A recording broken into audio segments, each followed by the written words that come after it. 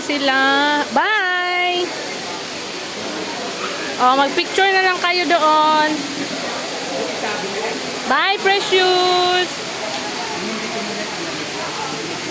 Hawak kay ate.